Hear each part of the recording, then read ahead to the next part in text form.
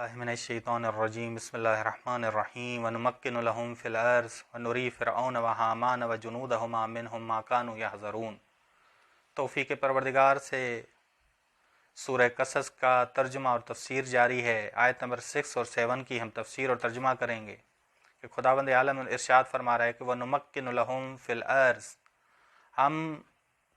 ہم نے ٹھہرایا ان کو زمین میں، اور دکھایا ہم نے فرعون کو، حامان کو اور ان کے لشکر کو وہ چیزیں دکھائیں جس سے فرعون، حامان، آل فرعون سب ڈرا کرتے تھے، سب ڈرتے تھے۔ نمکنو یعنی ہم ٹھہرانا، زمین میں ٹھہرانا، قدرت دینا، غلبہ دینا۔ بس جناب موسیٰ اور جناب موسیٰ کے ساتھ کا لشکر، ان کو خداوند عالم نے قدرت دی، غلبہ دیا۔ فرعون اور آل فرعون کو کیا ڈر تھا؟ یہ لوگ ڈرتے تھے کہ الہی مردوں کے وسیلے خدا کا وعدہ عملی ہو اور الہی مرد حکومت تک پہنچیں، مستضعف وارث زمین بنیں، امامت تک پہنچے، اس بات سے ڈرتے تھے۔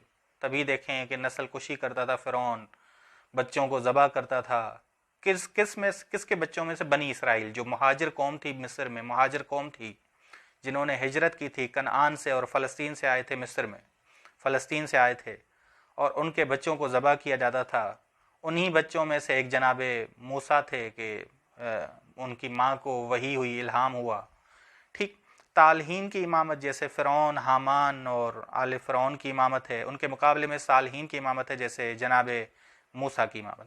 نمکن لہم فی الارض، ہم نے قدرت دی، ہم نے غلبہ دیا اس کو، لہم انہیں یعنی موسیٰ اور بنی اسرائیل کو زمین میں، مستضعفین کو زمین میں، یہ مستضعفین تھے، وارث بنایا، حکومت دی، اور ہم نے دکھایا فرعون کو، حامان کو اور ان کے لشکر کو وہ چیزیں دکھائیں جس سے وہ ڈرتے تھے، غلبہ دکھایا۔ موسیٰ علیہ السلام کو نصرت کی، فرعون دیکھ رہا تھا، اس نصرت کو دیکھ رہا تھا جس سے اسے خوف تھا۔ ٹھیک وَأَوْحَيْنَا إِلَىٰ أُمِّ مُوسَىٰ أَنْ أَرْضِعِيهِ، ہم نے موسیٰ کی ماں کی طرف الہام کیا کہ تم اسے دودھ پلاؤ، جب بچہ پیدا ہوا تو دودھ پلاؤ، اور جب تمہیں خوف ہو اس کی فوج سے، کہ فوج جب کوئی بچہ پیدا ہوتا تھا اسے اطلاع ہوتی تھی تو فوج حملہ کرتی تھی اس گھر پہ اور بچے کو ذبح کر دیتے تھے۔ فَأَلْقِيهِ فِي الْيَمِّ، جب تمہیں خوف ہو کہ اس کی فوج کو اطلاع ہو چکا ہے تو تم اسے دریا میں ڈال دو، دریا نیل میں ڈال دو۔ وَلَا تَخَافِي، تم خوف نہ کھاؤ موسیٰ کے آئندہ کے حوالے سے، وَلَا تَحْزَنِي، اور ماضی کے حوالے سے دریا میں ڈالنے کے بعد ماضی پر غمگین نہ ہو کہ میں نے کیوں اسے دریا میں ڈالا۔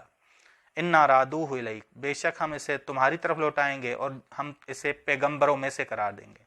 بس اس زمانے میں نسل کشی تھی، پسر کشی تھی، جناب موسیٰ کی ماں حاملہ ہوئیں تو جناب موسیٰ دنیا میں آئے، بیٹا تھا، اللہ تعالیٰ نے جناب موسیٰ کی ماں کی جانب وحی الہامی کی کہ اس بچے کو دودھ پلاؤ۔ جب تمہیں خوف ہو فرعون کے سپاہیوں کو، اس کا خوف ہو کہ فرعون کے سپاہیوں کو اطلاع ہو چکی ہے تو کہ تمہارے گھر میں بچہ پیدا ہوا ہے، تو اس کو دریائے نیل میں ڈال دو، دریائے نیل میں ڈال دو۔ بس دریائے نیل میں ڈالنے کے حوالے سے بھی خوف نہ کھاؤ کہ دریائے نیل اسے نقصان نہیں دے گا۔